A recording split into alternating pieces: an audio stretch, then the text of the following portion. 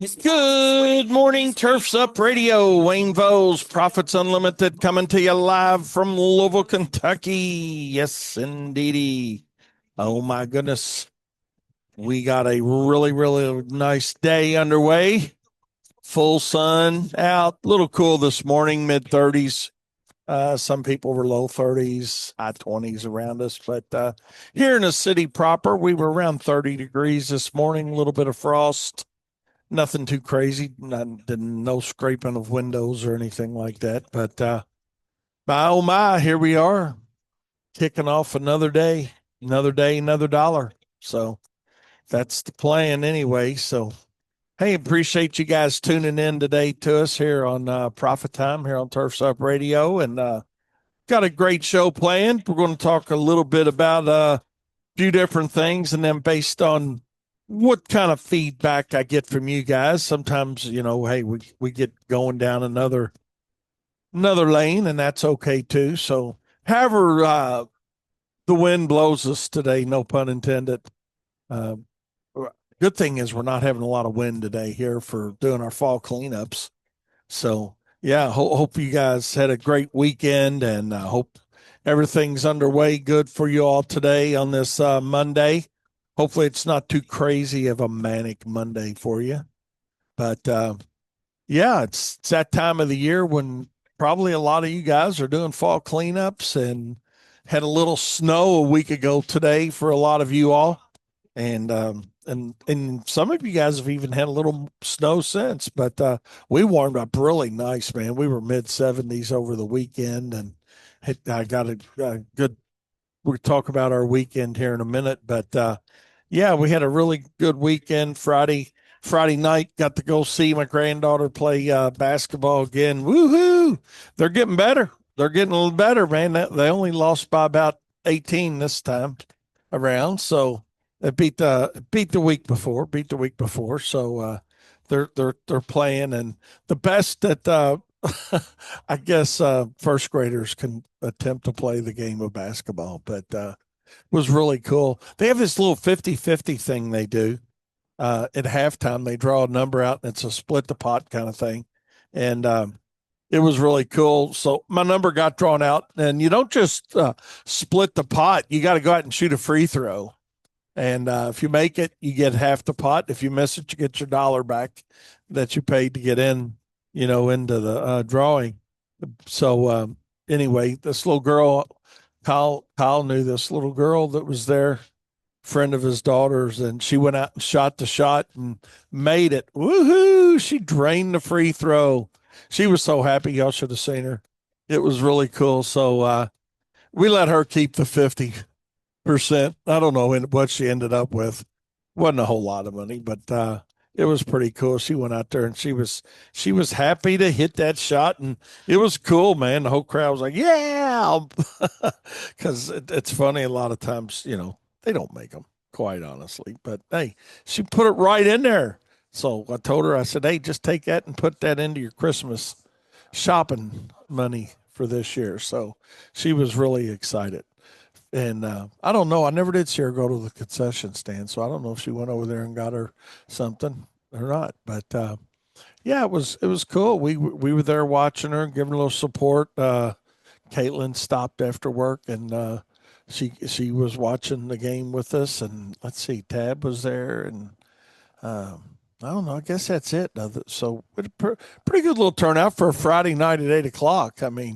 Whoever thought about putting kids games on Friday night at 8 o'clock? But evidently it's a good way to keep your keep keep your parents home on Friday night kind of thing. So, but no, we had a good time with that, and then Saturday morning kicked off craft fair season. So we went into a craft fair on Saturday morning for a little bit, and went back home, and Timmy and Robin, my best friends, came up, and we went to a thing called Festival of Trees and Lights. It's a fundraiser here that they do with our children's hospital here. And that's always just fun to go see all the stuff that, people make. And like really pretty stuff. This isn't like flea market stuff, and I don't mean that in a bad way for some of you guys that do make stuff like that. But this is just some really nice fundraisers by designers and things. Do these Christmas trees and wreaths and just holiday Christmas stuff in general that you can bid on or buy straight out. And I have no idea how the fundraiser, how good it pans out for them, but they do it every year. So it seems to work out pretty good. Got me a little Christmas tree, like a little 3 footer, and always try to support it in some way. So I actually put a bid in on a bigger tree. And then yesterday, it goes till Sunday at 5, and then yesterday the bidding process stops at 5, and about quarter till I get a notification that somebody had outbid it on the tree. So I didn't keep going up with it. I was just going to get me a new Christmas tree maybe. But after I thought about it, I thought, okay, well, so why didn't I get it? You know, I tried justifying it in my mind on why I didn't want to, say, okay, let's throw another 50 at the bid. And but I just, got to thinking about as pretty as that tree was and all, and it was pre-decorated and all. I forgot who the designer was that did this thing, but I thought, man, there's no room for like your personal ornaments. And I don't know. After I got thinking about that, I thought, well, that would have kind of sucked, really. I mean, not not having a place to put all your, like your kids' ornaments that they made you and all that stuff. So I don't know. I don't want to get sentimental here, but anyways, there you go. So that's what I did over the weekend. Other than yesterday, we had a pretty good adventure. I'll tell you guys a little bit about that as well. So hopefully you guys had a good weekend and got to enjoy a little bit of family time, fun time, whatever it is that you like doing. So that's what we did over the weekend, and that was pretty much it. Went out to a place called the Spaghetti Factory and had um, dinner before we went to the Festival of Trees and Lights. And man, they have this soup. Oh my God, it is so good. And some kind of Tuscan something or another soup. But I know maybe Corey or some of you guys that are into cooking. But Tab did look it up like a knockoff recipe on it, and going to try it. So, but man, it was really really good. I got it last year there for the first time, and oh my God, it was good, y'all. If you like a little bit of spice in it, because I'm not a big spice guy, but it might be some of the Italian sausage that spices a little bit. I think it did have some red pepper crushed in it too, so that's where you could certainly control that. But yeah, that's what we did Saturday night, and hey, was good to go. Good to go. Got home and hit the hay, and was glad to do that too. It was a little bit of a long day. Not tiring by any stretch of the imagination. Hell, we didn't really do anything. But yeah, I'd be curious to know what you guys maybe did over the weekend. What was fun for you? And yeah, let me know. Let me know. You can reach me at 502-550-8307. It's 502-550-8307 for some of you new guys that may be listening to us. We certainly do appreciate you tuning in, and we're going to take a short break, and we'll be right back with more Profit Time here on Turfs Up Radio. Your industry, your station. Don't you go anywhere. Fall cleanups are underway. Doing a little mulching, do a little vacuum, do a little making people happy. We're taking full advantage of the day here at WLS, to say the least. We're going to, because today's going to be a dry day for us, and tomorrow's looking pretty drippy, evidently. After midnight, come in with some showers, but tomorrow's looking pretty wet. So we'll see how that all pans out and what that actually turns into here for us. And then maybe a little break on some dry weather on Wednesday and part of Thursday. But hey, it's too far out to throw darts at this point in time. So I do know that. So we'll see. But hey, what we do know is it's really nice out there today. It's sunny, it's not too windy, and should be a decent day to get some leaves done. So whether we're mulching them, vacuuming them, some of both, just depends. And it does seem like last week we had quite a few leaves come down across the city. So uh, kind of neat though. It was real. When I say neat, it was. Very I don't we didn't have a leaf call over the weekend where somebody had called and left information to contact, so which is a little bit unusual, and I only think we had like two come through our software, one or two come through our software, and it was on a vacuum. Some people were going to get the leaves to the street and wanted us to swing by and vac them up. So I don't know if that's a separate service that you guys offer or not, but it's certainly worth consideration. Bless you, Katie, and worth consideration if if you are doing the vacuuming thing, right? I mean, it's one of those things we it's an opportunity. It's an opportunity, and it sometimes we don't think about. Hey, let's offer that as its own individual service. So, there, throw that one in there too, and then because the next 2 weeks, um, God be willing, and the creek don't rise too much, uh, we'll be pretty heavy in the leaves, I would say.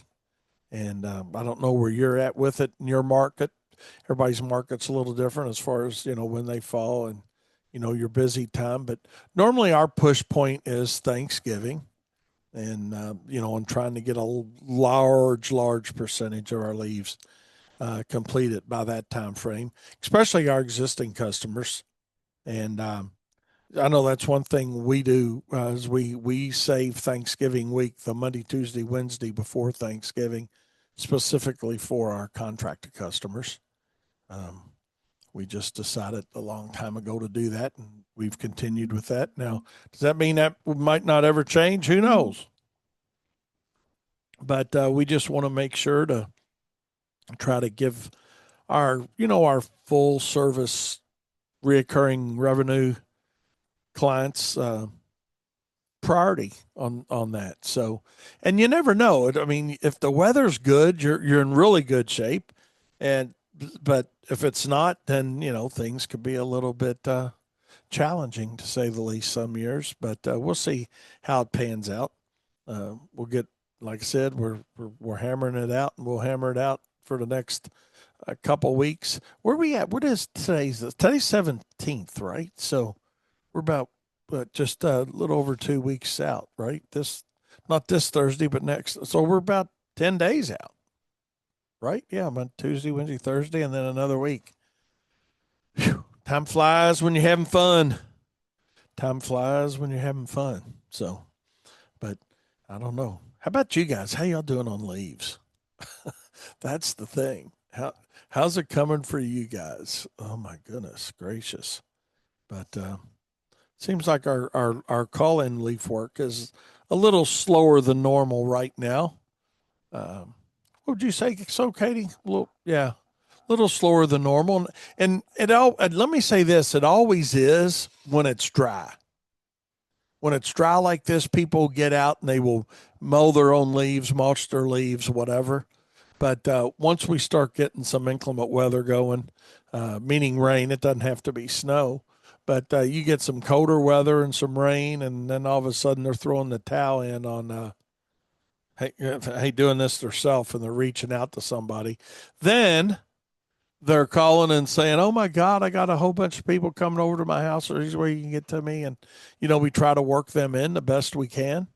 You know, although their lack of planning does not constitute our emergency, we do try to do what we can do to help people out. When it comes to that type of work. So that's what we're doing. That's what we're doing. We always try to see what we can do to help somebody when it comes to the leaves. But Thanksgiving, is the big push for most of us, realistically. I mean, regardless of market, uh, the heck of I said the kids are loving the piles of leaves. Yeah, absolutely. I remember, gosh, when ours were little, I had to I had to take leaves home with me actually for a pile if we wanted, because as one thing I never, other than the first house I had, I'd look for homes that didn't have a bunch of trees around them. I'd rather paid more for the air conditioning than have all the leaves to deal with. When I was out there full with leaves and doing them the hard way, for God's sakes, meaning, plastic bags and rakes before we start vacuuming. It was like the last thing I wanted to do was go home and fool with them. So, but yeah, the kids are loving the piles of leaves, I'm sure. And, I'm glad to see, you know, uh, Heckmas actually sent me a video of Xander jumping into a pile of leaves off of their deck. And it's good to see that, man. A lot of kids, they're just behind a control panel to playing some game on TV inside, and, never jumped into all the spores and what's all the stuff that's out there, that this helps build your immune system that's, in leaves and whatnot, so I don't know. I'm not trying to turn this into a science class, but oh lordy. Corey said he had a funny leaf complaint. Let's see what we got. Client was getting a pool installed, and he takes up the whole back and sides of the house. A month into the install, he told us he wanted to cancel. I agreed and sent the final bill around the first. He just texted Friday saying leaves weren't picked up. Oh my God. I, th- I told him it would be extra. He said he thought it would be included in the final bill. Why? Why would you include something that wasn't getting done in his final bill? I hear you. They get selective memory, right, Corey? That's what it really boils down to is, selective memory when it comes to fall cleanups. And it's unfortunately it's not just one place or one person or one market. It's just, and the people that I don't know. I'm not trying to generalize, but it probably sounds like it. But I just don't leaves. And like I said, it's a love hate relationship. It really is. Leaves are definitely a love hate relationship, and you get a situation like Corey's got here, and I mean, why would you assume that something's included when you? Lord, I don't know. Let's just leave it that Corey. Good luck. Be curious how it works out for you, man, or how it did work out, or But if it wasn't listed as part of the final bill, then obviously it wasn't included. So time to pony up, and if you want something done, hey, be happy to do it. But gosh, it just seems like it's always something. Lack of. I got this thing here on this file cabinet I'm looking at right here. Holly gave it to me when she was about 6 or 7 years old, and it's about basically I use it. It's about keeping things clear and concise, you know. And but anyways, without the visual on it, it doesn't do you too much good to even tell you about it. But that's the whole gist of that story is keeping things clear and concise. And a lot of times, like I said, you guys run into it too, or you get the phone call where these aren't even my leaves. These are somebody else's leaves that we're cleaning up. You know, um, the reality of it is, I mean, too many times, you take on a new account, and this is to Mike's point here. He said, they assume it's included because that's what the previous out of business more guys did. You know, leaf work is. Oh no, it's just Mike's point here. He's got leaf work is a lot of market education, and it really is. It really is. It's like I've got zero trees in my yard where I'm at right now. And we were talking about that this morning, and I've got this isn't a large volume, but I get leaves from somewhere. Neither one of my neighbors have big trees. But, in my garage, when I open my garage door up, I will, if we leave the door open, I get leaves from somewhere in my garage. I have no idea where they're coming from. It's got to be at least 4 or 5 houses down. And, you know, and they seem to blow around the corner in the cul-de-sac, up my driveway and in my garage, you know. But, uh, but when you're out doing those leaf cleanups, man, and people are like, well, those aren't my leaves, or that's my neighbor's leaves in my yard. And, that just is the sucky part of fall, the leaves and the wind.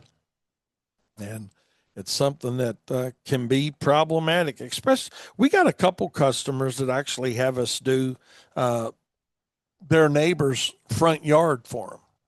And just because their neighbors, kind of like mine situation where I don't have any trees in my yard, but in the case where this is, they've got the trees and they feel kind of obligated to help the neighbors with their leaves, so they'll have us blow the front when we're doing theirs as well of their neighbors. So I don't know. I'm sure you guys have got situations like that too.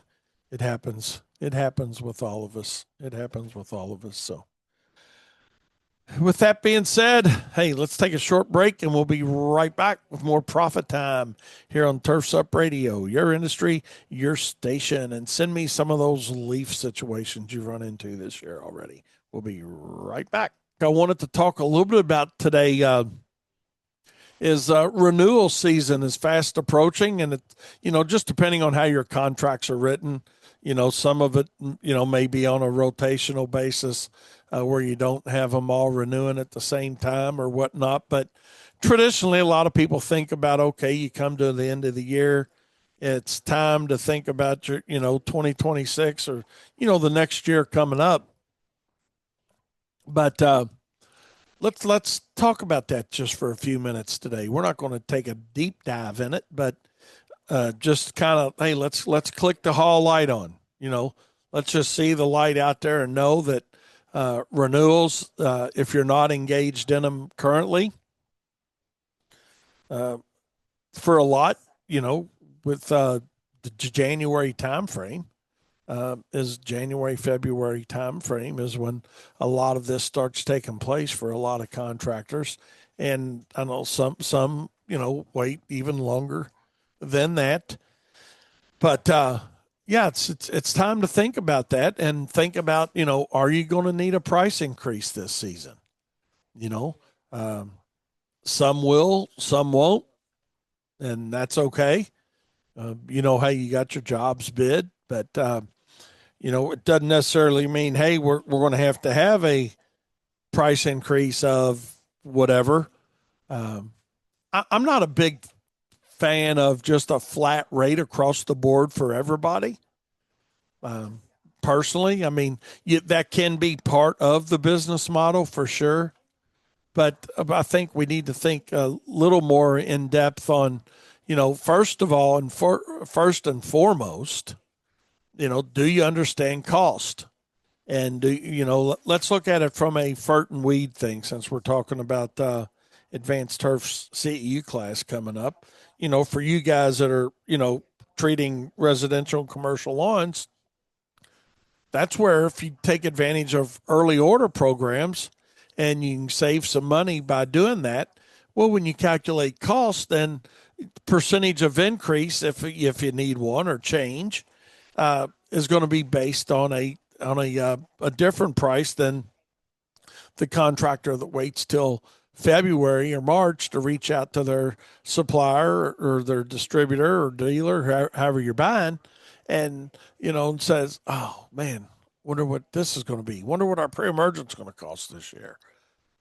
I mean, that's, you can take care of those things, and you need to take care of those things, the sooner the better, so your cost with those renewals coming around. I know a lot of guys, you're sending your prepays out in what, December, or I know it's different for everybody, but December, January, a lot of prepay opportunities are going out across the country.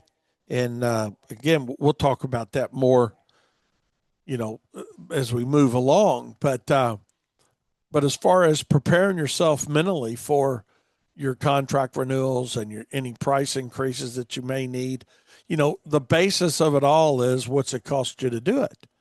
And one of the things that comes into play when we talk about price increases is simply the fact of, oh God, you know, I can't do it. I can't have a price increase. I'll lose my customers. It's that fear factor comes into play, and I understand that. I really do. I understand that completely where, you get into that mindset of, well, man, if I raise my prices, I'm gonna lose my customers, and that fear factor is there. And then we're like, okay, well, I don't know if I should do this or let's just leave it alone. And the mindset says let's just leave it alone, but the reality of it says you need to think a little bit about it and start it off with the question to yourself of, hey, what are my costs? Number one. What is my desired profit margin? What's my additional overhead? And so if we understand direct and indirect costs, then we go to additional overhead. Um, we've got an outstanding estimator for fertilization and weed control program. I will honestly say it's second to none in this country. Uh, we had some really good input from really helpful people and smart people that help us put this fertilization and weed control estimator together. So, and it is very, very, very company specific. I mean, it's based on what you're using, what your application rates are for herbicides, fertilizers, any insecticides, fungicides. Everything is based on your company application rates and cost. And, you guys have heard me preach that since 1990 that, industry standards are great, but the reality of it is when you try to run your company on an industry standard, then a lot of times there's a malfunction in the junction and it doesn't work out real well. Uh, and that's putting it mildly, that's putting it mildly. So, for you guys that are doing fert and weed and you're not 100% sure, what your costs are in that program. How many times, as a distributor or dealer, whatnot, don't you get that question from, the contractors that are buying from you? Man, what's the going rate? What should I charge for a fertilizer application? Or what should I charge for a weed control application? Take the guesswork out of it, man. Help your end users understand that there is a methodology out there that is simple to use. It's not software. They're not going to be changing, if you're, regardless of whose software you're using, you're not changing that. This is just simply a cost calculator for your fertilization and weed control program. And absolutely 100% on target as far as calculating what your costs are and what your selling price should be based on your overhead, your use rates. So, check it out. And, and the only way we can do this, is to understand, what our costs are, what do we anticipate our new costs to be. And guess what? How are we going to do that? Right? I mean, you got to sit down and say, okay, hey, I paid this year. This is what I'm paying next year for insurance or my anticipated fuel cost or my anticipated uniform, my shirts, my hats, my hoodies, my cell phones, my paper, my pens, my pencils, all these things that your company spends money on. You need to understand that you've got to track expenses, number one, then put your best guess methodology together for what those expenses may be. And guess what that's called? That's called developing a budget. And then, hey, what is my desired profit margin? But that's what we need to think about. But then even above and beyond that, the simple things that and that's not complicated really. It's just, you got to think about it a little bit. But then we want to look at our existing jobs. Because a lot of times companies will bring that up when we're sitting down and we're talking to somebody or we're doing, consulting or seminars or whatnot. And they're like, well, who's the most important customer that you have, right? Or potentially going to have. And let's just look at your existing customer base a minute. I think those are the most important customers we've got because we're already servicing them, right? We've already got the expense of putting that account on. So, my point of that is, are you tracking your time on your reoccurring revenue jobs? Like your fert and weed. Okay. Are you making sure your equipment's calibrated, number one? And you could be completely calibrated perfectly, but what methodology are you using to measure properties? Or you just, well, you look at a job and you say, okay, it's going to be $65 an application. Well, just because you're calibrated properly and you're putting the right amount out for the square footage that you think you're servicing, if you really don't know what square footage you're servicing, then that could be the fly in the ointment on that side, on the fert and weed side. So track on your reoccurring jobs, whether it's mowing or mulching, things where you've got material involved and reoccurring more than once in a season with somebody. Track the time, track the material cost, you know, and track your additional overhead.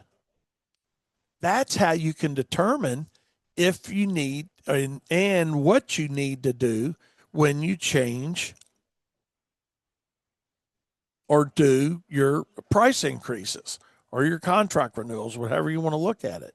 You know, if we're not tracking the past, which is the easiest thing to track, I know you're probably not going to be putting too much effort in to trying to calculate the future expenses.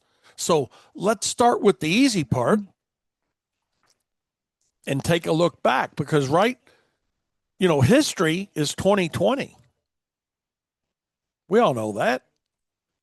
When you look back and say, hey, well, this is what we did last year, hey, what it is. So take advantage of that knowledge, make that part of your cost process by tracking time and material, the overhead cost, and see, because, it's not always a production problem. It's not always production crew. Maybe it's a sales problem, you know? And what I mean by that is maybe the estimated hours on the sales side were off. It's not, well, damn, the production crew's not doing what they should be doing. They're not getting done fast enough. Well, maybe the person doing the estimating has missed the job on the number of labor hours to complete the task. So the whole point is, and we'll talk more about it later, but is to track your cost. Then we got to estimate in our new budget what those expenses are going to be. And that's how we can determine on our renewals what our price increases need to be. Is it 2%? Is it 8%? Is it 20%? Is it, whatever it is. But you can't make a really good business decision and choice if you're not taking the time and making the effort to do it. Says you can't let the fear of losing customers outweigh the reality of losing your business. Absolutely. Absolutely a great point. I mean, that is it. I mean, well, if you don't know what you don't know, then you're in a bad position. You need to have some training and education on cost calculation and cost recovery. But if you're not going to take the time and make the effort to make that happen, then it's just a matter of time before bad things start to happen. And ultimately, you either luck out tremendously and survive and not know why, which is a possibility, or you can understand the process of calculating cost, tracking what you're doing currently, and then estimating cost for the future. And that's how we put together our budgets. And when we put together a budget, and we understand past performance, it makes it a whole lot easier to understand and know then what pricing needs to look like for the renewal on that contract. So I'm sure we'll talk a lot more about it, but hey, I appreciate you guys being with me today. And again, Wednesday, we'll be coming to you live from the Advanced Turf Solution CEU class that they're having in Louisville, Kentucky at Woodhaven Country Club. Reach out to your Advanced Turf rep if you would like to attend. I'm sure they could probably squeeze one more in there. So, hey, we appreciate y'all. Stay tuned all day long here to Turfs Up Radio. And remember, profit is not the dirty word. We'll see you Wednesday.